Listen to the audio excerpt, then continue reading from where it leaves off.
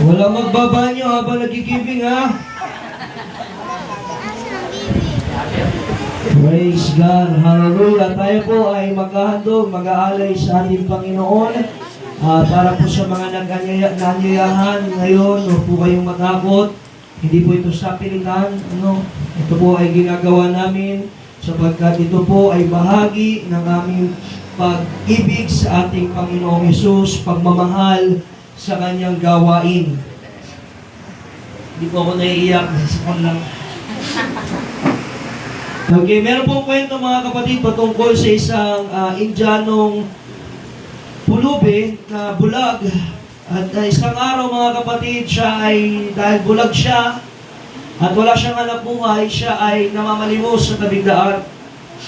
At habang siya ay namamalimos, meron siyang isang mangkok ng mga butil ng bigas sapagkat sa kanyang lugar, yun ang kanilang pagkain. Yun yung ibinibigay sa kanya.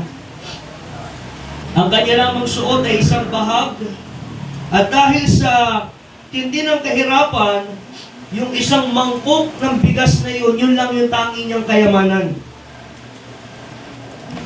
At isang araw mga kapatid, habang naghihintay ang bulag na pulubing ito, mula sa kalayuan, mayroon narinig siyang yabag ng mga kabayo, mga karuwahe.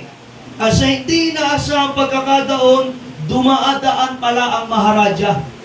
Ang Maharaja po, ito yung prinsipe ng India.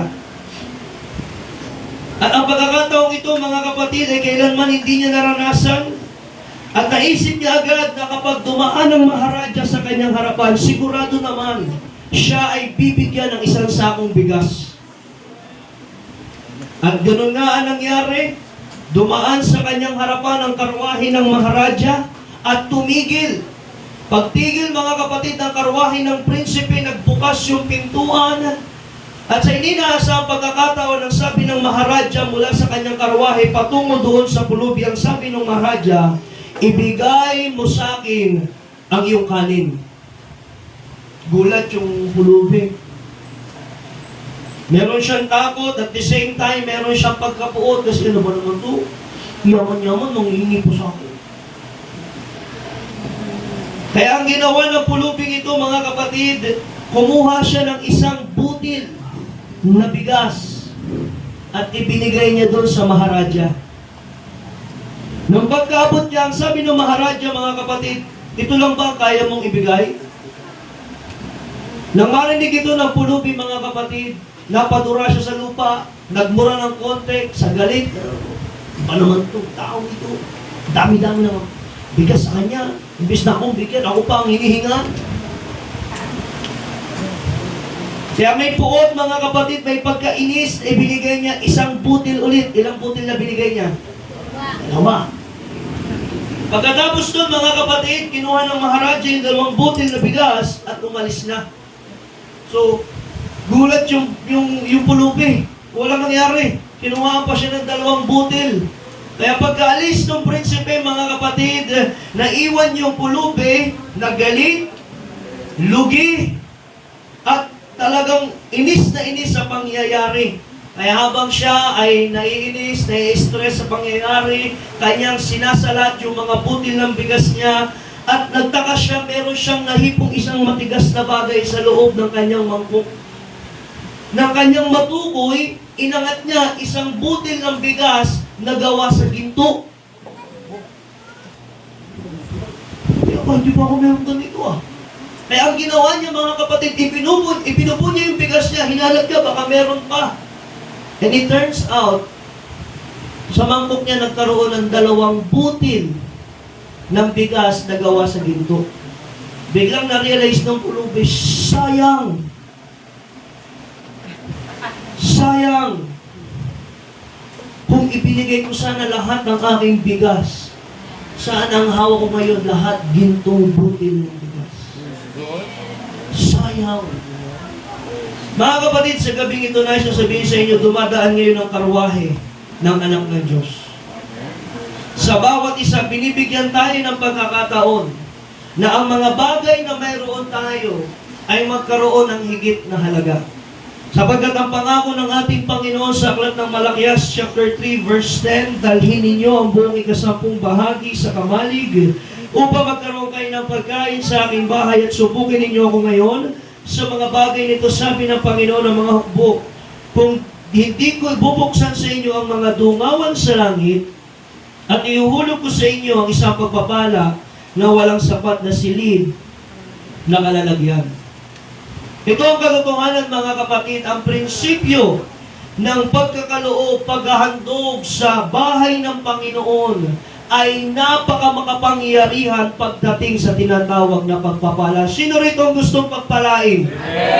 Sino rito ang higit na gustong pagpalain pa? Tunay, mga kapatid, kapag tayo pumunta sa church, may blessing. Kapag ikaw ay humayo gaya ng ginawa natin kanina, pagpapalain ka ng Diyos. Pag ikaw ay naglingkod, mga kapatid, ikaw ay pagpapalain. Kapag ikaw ay nanalangin araw-araw, may pagpapala ang Diyos. Pero iba ang pagpapala kapag ikaw ay nagkakaloob sa Diyos. Bakit? Ang sabi ron, kapag ikaw ay naghandog sa Panginoon ng ikapot, maging ng mga alay, ang sabi ron, bubuksan ng Diyos ang dungawan sa langit at ipagkakaloob niya ang pagpapalang walang sapat na silid na kalalagyan. Para sa nakararami, mga kapatid, akala nila yun ay literal.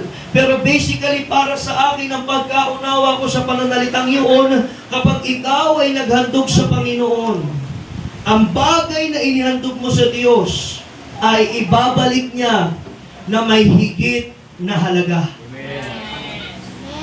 Ang bagay na ipagkakatiwala mo ngayon, ibabalik ng Diyos ng bagay na may higit na halaga.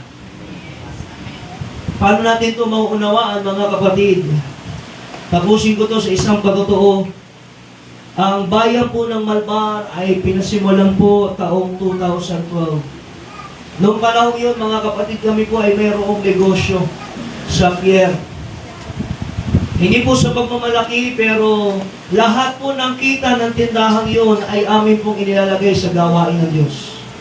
Kaya noong pag mga impacting, laging kasalan ang pagkain. Ang dami talagang hain kasi lahat po ng pera na kinikita ng aming tindahan, inilagay namin sa gawain ng Diyos. Hindi po kami nagpaparinig sa mga Malbareño, pero naisara po ang aming tindahan, wala kaming ipon sa bangko.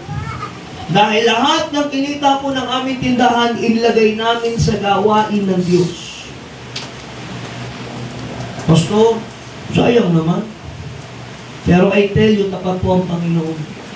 Ano man ang bagay na isinuko mo sa Kanya, ibabalik niya sa iyo ng may higit na halaga.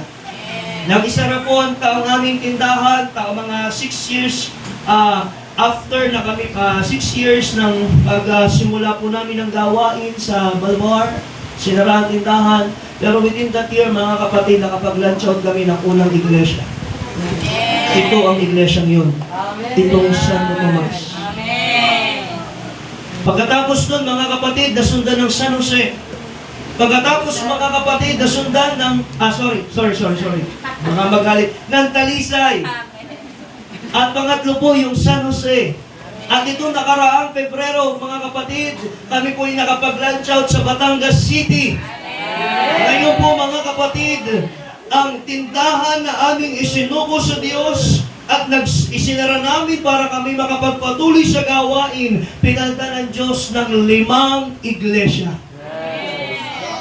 Sabihin ko sa inyo, mas higit ang halaga nun kaysa sa isang negosyo.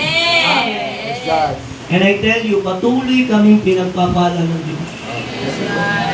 Sa gabing ito, kapatid, handa ka bang ipagkatiwala sa Diyos ang laman ng iyong bulsa para makatanggap ka ng higit na halaga? Sa mga nasa labas, handa ba tayo magtiwala sa Diyos? Amen! Tayo po'y magbibigay sa gawain ng Panginoon at aasa ng mga mas dakilang pagpapala. Tinatawagan ko ating usher. Praise God. Hallelujah.